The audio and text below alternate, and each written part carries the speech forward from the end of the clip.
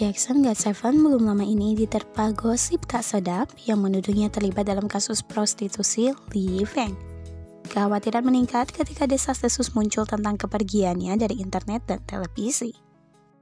Dengan rumor keterlibatan Jackson, penggemar khawatir jika idola mereka akan menjadi yang berikutnya untuk di-cancel beramai-ramai dan masuk dalam daftar hitam. Sebuah klip mengambil alih media sosial Cina di mana para penggemar memohon kepada sang idol untuk tidak menghancurkan reputasinya. Sementara Jackson belum menjelaskan konteks di balik klip tersebut. Para penggemar tampaknya memiliki alasan untuk khawatir.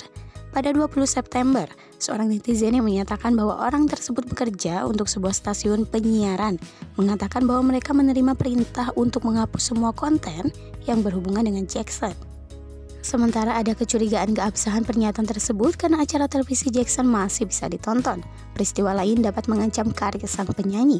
Sebelumnya, sebuah brand yang pernah mengumumkan Jackson sebagai duta besar mereka menggantikan statusnya dengan aktor Cina Zhu Yilong. Meningkatnya spekulasi bahwa brand tersebut menolaknya karena rumor yang sedang berlangsung. Netizen lain berbagi bahwa dia tidak dapat menemukan Jackson ketika dia mencari namanya di alat pencarian yang sudah dikenalnya. Muncul pertanyaan, apakah ini akhir dari karir Jackson? Postingan dari sang penyanyi juga menyinggung rumor tersebut. Kontra rumor juga muncul, menyatakan bahwa proyek Jackson sebelumnya tidak akan dibatalkan, tetapi penyanyi kelahiran 1994 itu masih memiliki peluang tinggi untuk menghadapi Fengsa atau larangan terhadap selebriti untuk tampil di bidang tertentu yang terkenal. Sementara itu, media Cina mengatakan bahwa Jackson menghindari pasar Cina dan beralih ke pasar luar negeri lainnya. Mengenai albumnya, pemilik nama Mandarin Wang Jier itu dikatakan melakukan promosi terutama di luar negeri. Lebih dari 2 tahun lalu, penggemar Twice dihebohkan dengan keberadaan stalker Nayeon yang untungnya sudah kembali ke negara asalnya.